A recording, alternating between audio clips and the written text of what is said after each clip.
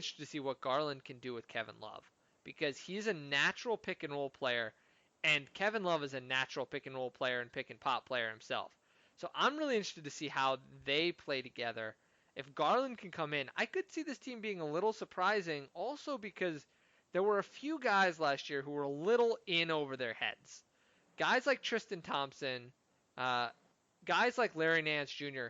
just want to play a role. They're role players who know how to do certain things, but they just got the ball too much. And you look at a guy like Chetty Osman. I think he was the classic example last year of a guy who was just being asked to do way too much.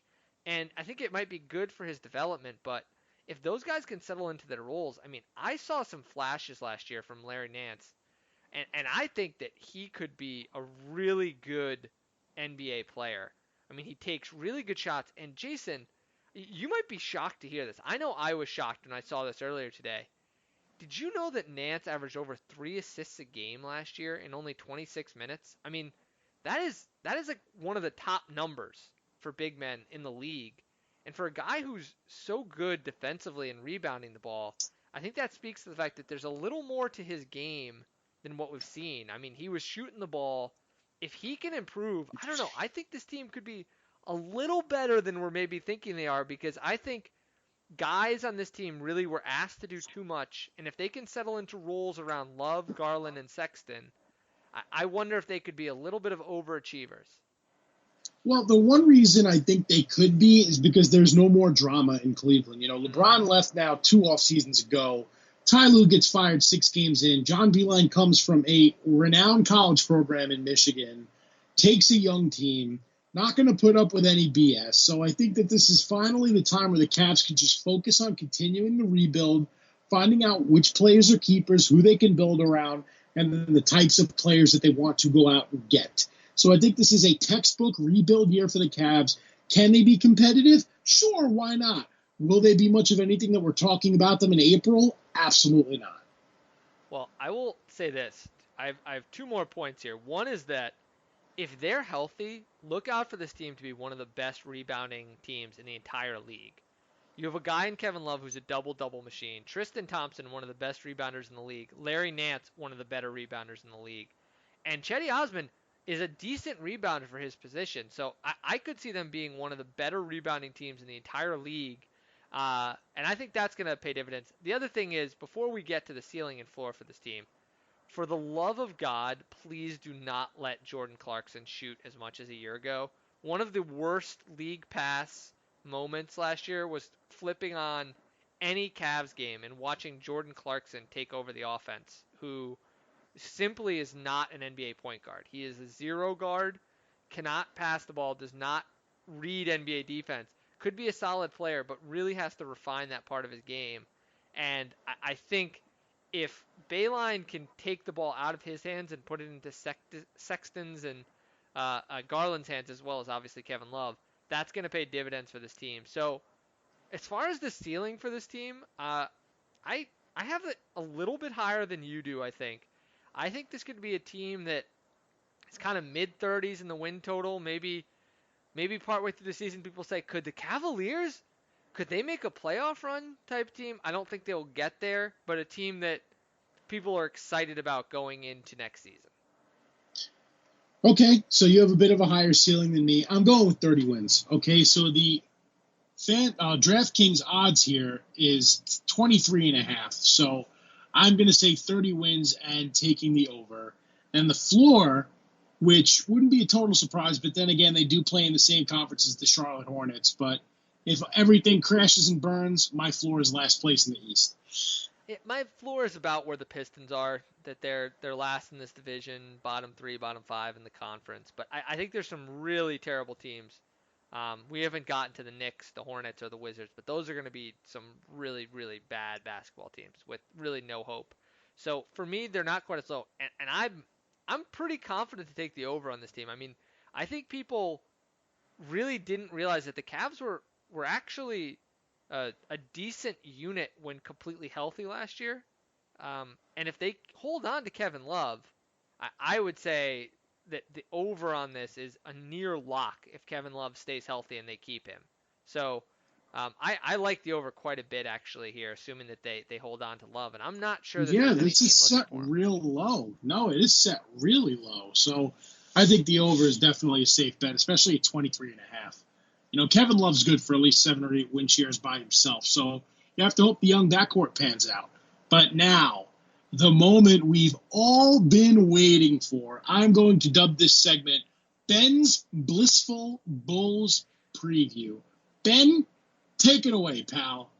So first of all, I love the alliteration, and I'm gonna just say, folks who like this podcast, I'm sorry for you because there's gonna be a lot of gushing about the Bulls and the Nets this year because I'm very excited about both of our teams actually, but I'm a shockingly so I would say anyone who knows me knows that I detest this front office in a way that few people do. I think it's horrendous and 90% of their moves have been terrible.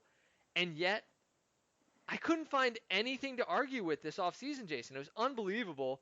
I loved their moves in the offseason. I thought their biggest problem going in was a lack of a true point guard and a lack of depth on the bench, particularly defensive players and veteran presences. What did they do in the offseason? They filled both of those holes beautifully. They get a guy who I think his ceiling is the second best player in the draft in Kobe White. Gotta love that. And then the two moves they make, Jason, the two offseason signings were perfect for this team. They bring in Thaddeus Young, very good defender, great rebounder, and a good team player, a guy who makes the right pass and will be good in the locker room. And then I think one of the more underrated signings was the Bulls stole Tomas Satoransky from the Wizards, who last time we saw him running an offense, it was the everybody eats Wizards, the happiest and most successful they've been in the past few years.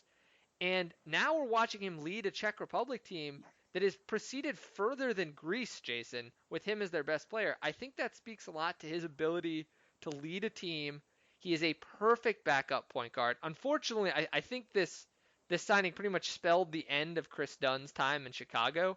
He's still officially on the roster, but Satoransky is going to be really the backup point guard. He's going to be great for this team. Very measured guy, much better defender than you expect. I think people kind of see an unathletic white guy and they just naturally think he's going to be kind of a poor defender, and that's not really the case with Satoransky. He's actually a pretty darn good defender, so I think he'll be at worst the backup point guard, but he could start quite a few games for the Bulls, and he gives them defense, gives them some rebounding, and a guy who can really manage the game. But I'm kind of burying the lead here, Jason, because really what you come for with the Bulls this year is going to be the combination of Zach LaVine and Lauri Markkanen.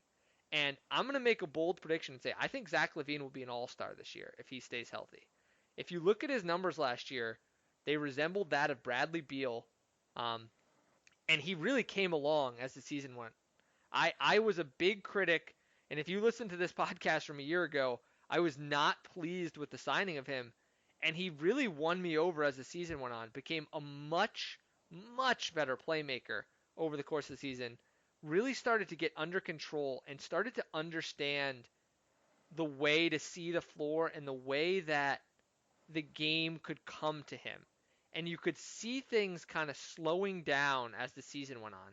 And it kind of bears out in the numbers. Over the last 2 months of the season, he averaged 4.6 and 5.8 assists a game and became much more comfortable leading this team in terms of a playmaker and taking over in crunch time. And I think we'll see more of that this year. And I think that's where the ceiling really comes in, is that Zach LaVine could take a leap next year and become a real all-star for this team and to me guide this team into the playoffs.